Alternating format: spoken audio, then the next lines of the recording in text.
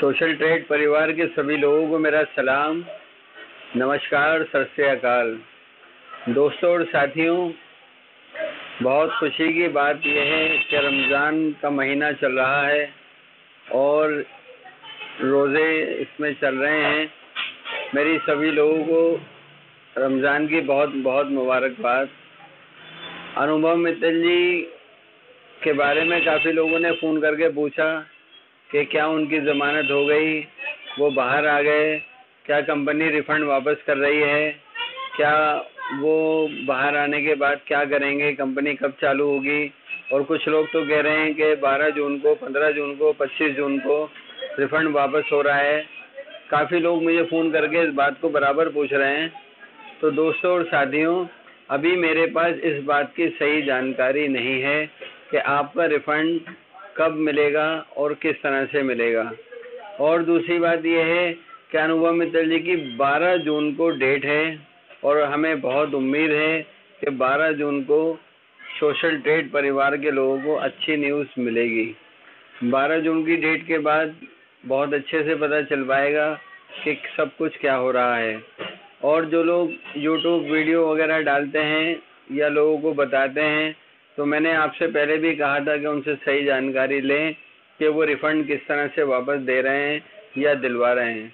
कुछ लोगों ने अपनी डाउनलाइन में अपने पास से पैसे देने की बात करी है या कंपनी की तरफ से बात करी है, और वो क्या बात है, क्या लॉजिक है उनके पास, किस तरह से करेंगे।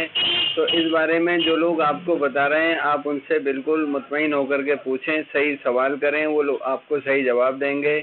मेरे पास इस तरह की कोई जानकारी आएगी तो मैंने आपको पहले भी कहा है कि मैं आपको सबसे पहली फुर्सत में आपको ज़रूर बताऊंगा कि किस तरह से कंपनी आकर के हमारे बीच में अनुभव मित्तल जी आए। सबसे पहले तो हम उनका स्वागत करेंगे। मैं बहुत सलाम करता हूं अनुभव मित्तल जी को, उनकी फैमिली को, उनके परिवार को, जो इस दुख की घड़ी में सब लोग एक दूसरे का साथ दे रहे हैं। सोशल ट्रेड परिवार के लोगों को भी मैंने बार बार कहा है कि आप लोग साथ जुड़े रहें, साथ मिले रहें, तो बहुत अच्छी बात है, ताकि आने वाला वक्त आपके लिए अच्छा वक्त साबित होगा। लेकिन अगर कुछ लोग अपने तरीके से अपने किसी कहने पर या किस तरह से मुझे फ़ोन करके कहते हैं कि रिजवान भाई आप बताइए, आप तो बहुत वीडियो डालते हैं, आप तो बहुत फेवर की बात करते हैं। तो दोस्तों और साथियों, फेवर की बात अभी तक मैंने इस तरह से की है कि मैं परिवार को जोड़ने का काम कर रहा हूँ। परिवार को मैंने अभी तक टूटने नहीं दिया है। कुछ लोग जो व्हाट्सएप, फेसबुक पर या दूसरी माध्यम से एक दूसरे को क्या नाम है बताते हैं कि इस कंपनी में जुड़ जाएं, उस कंपनी में जुड़ जाएं, तो दोस्तों आपकी मर्जी है। अगर आप इस तरह से किसी कंपनी में जाते हैं, जुड़ते हैं, तो आपका पैसा है, आपका वक्त है, आपकी मर्जी है। मैं तो हमेशा एक ही बात कहूँगा कि अनुभव मित्तल जी जैसे प्लान शायद किसी कंपनी के पास नहीं है और ना ही वो इस प्लान की तरह इस प्लान पर काम कर पाएंगे। कुछ परेशानियां थी जो आपके बीच में 4.5 महीने गुजर गए और अनुभव मित्तल जी अभी जेल में हैं और मुझे बहुत दुख होता है इस बात को बताते हुए कि वो अभी तक हमारे बीच में नहीं है। लेकिन दोस्तों और साथियों, मैं रमज़ान चल रहे हैं, रोज़े चल रहे हैं, फिर भी मैं पूरी कोशिश कर रहा हूँ कि एक बार अनुभव मित्तल जी से मिलकर आऊँ। आप लोगों से मेरी गुजारिश है कि आप में से कोई जाना चाहे तो मुझे मेहरबानी करके फ़ोन करें, दिल्ली आ जाएं, मुझे नई दिल्ली या पुरानी दिल्ली रेलवे स्टेशन पे मुझसे मिल लें और मुझे फ़ोन पे बता दें। जो लोग चलना चाहते हैं, 1 या 2 लोग, मैं उनके साथ चलने के लिए तैयार हूँ, ताकि सही अपडेट ला सकूँ, सही बात, सही जानकारी। मैं एक बार पहले मिलकर आया था तो मैंने आप लोगों को दी। मैं अपनी तरफ से कोई जानकारी भी आपको इसलिए नहीं दे रहा हूँ। बहुत सारे लोग फ़ोन करके पूछते हैं रिजवान भाई बताइए क्या चल रहा है, तो मैं बहुत तीखी और टेढ़ी बात करता हूँ कि भाई मुझे नहीं मालूम, आप घर से बाहर निकलिए। आप घर से बाहर निकलेंगे तो आपको कुछ मालूम हो पाएगा। अदरवाइज आपने जिन लोगों के कहने पे पैसा लगाया है, फिर वो जाने और आप जाने। तो काफ़ी लोग कहते हैं रिजवान भाई आपकी बात तीखी नहीं है, आपकी बात कड़वी नहीं है, आपकी बात हमें उसमें सच्चाई नज़र आती है। तो बहुत शुक्रिया लोगों, क्योंकि मुझे आपके एक एक पैसे का बहुत दुख है, दर्द है। आपके पैसे का मुझे मालूम है कि एक एक पैसा बड़ी मेहनत से कमाया जाता है।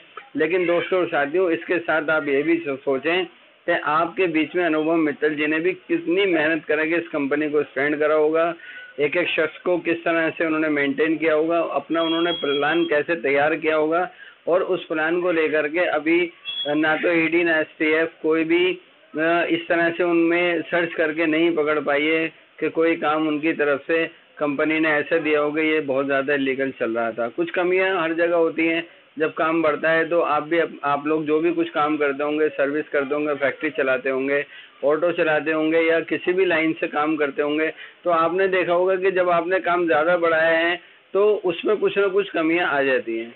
दोस्तों और साथियों, जिंदगी की एक लॉजिक है कि आप 2 का पहाड़ा अगर पढ़ेंगे तो 2 ढाई 21, लेकिन आप कहेंगे रिजवान भाई 2 ढाई 21 नहीं 2 ढाई 20 होता है। तो साथियों ऐसे ही मैं आपको समझा रहा हूँ कि किसी भी कंपनी के सारे प्लान बहुत अच्छे होते हैं, लेकिन उसमें कुछ कमियां ऐसी रह जाती हैं, एक आध, जिसकी बिना पर ये सब कुछ हुआ। और अनुभव मित्तल जी के बारे में सोचिए, उनकी फैमिली के बारे में सोचिए, जो 4.5 महीने से सफ़र कर रहे हैं। दोस्तों, आप इस गर्मी के मौसम में, इस गर्मी के मौके पर अपने अपने घरों पर बैठे हैं और ज़्यादा से ज़्यादा आप क्या करते हैं कि व्हाट्सएप, फेसबुक पर या फिर मुझे फ़ोन कर लेते हैं, और वो भी आप अपने टाइम पे फ़ोन करते हैं। मुझे नहीं लगा कि आप मुझे 6 बजे फ़ोन कर देते हैं, 7 बजे भी करते हैं। खैर कोई बात नहीं, मुझे तो आदत पड़ गई है 200-250 फ़ोन मुझे सुनने की। मैं किसी का नहीं सुन पाता, तो मैं आपसे पहले भी बहुत माफ़ी मांगी, अब भी माफ़ी चाहता हूँ, माफ़ी मांगता हूँ। मेरी अगर कोई बात आपको बुरी लगती है, कड़वी लगती है, तो मैं सिर्फ आपको जानकारी देना चाहता हूँ कि आपको अपने पैसे के लिए खुद जागरूक होना होगा। क्योंकि जिस तरह से आप अभी अपनी टीम लीडर्स को आप कहते हैं कि उन्होंने हमारा साथ नहीं दिया, वो बीच में से गायब हो गए।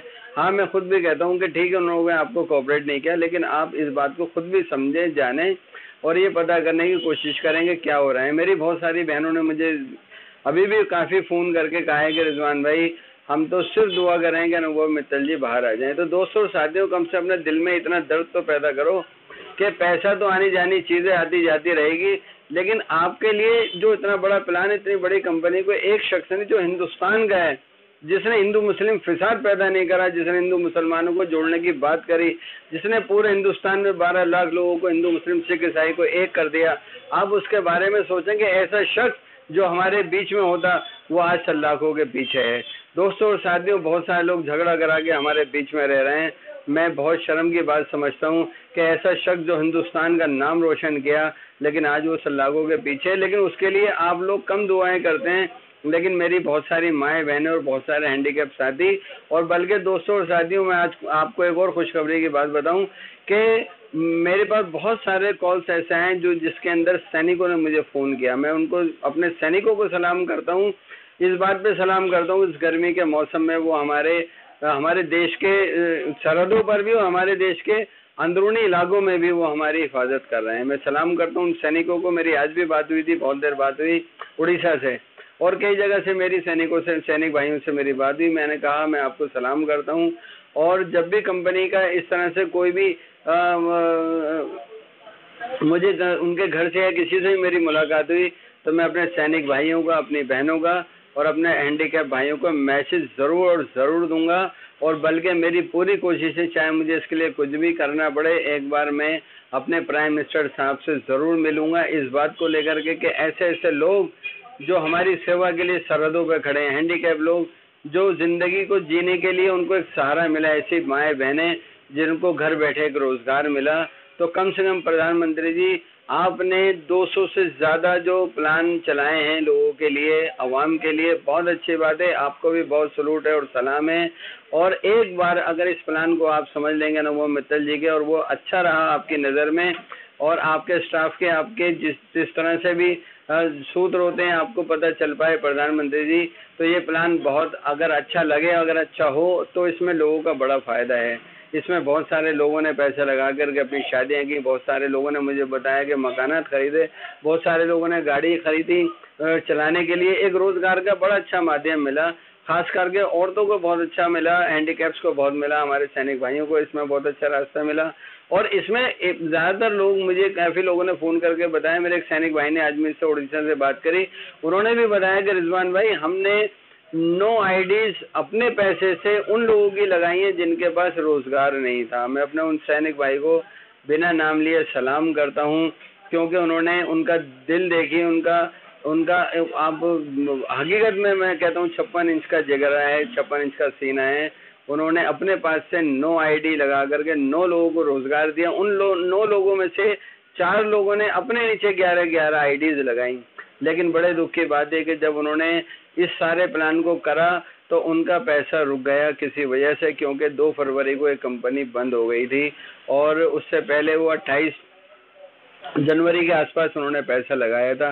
तो कितनी खुशहाली होगी, कितना सब कुछ होगा कि इतने सारे लोगों ने इस प्लान को समझ करके इसमें काम किया।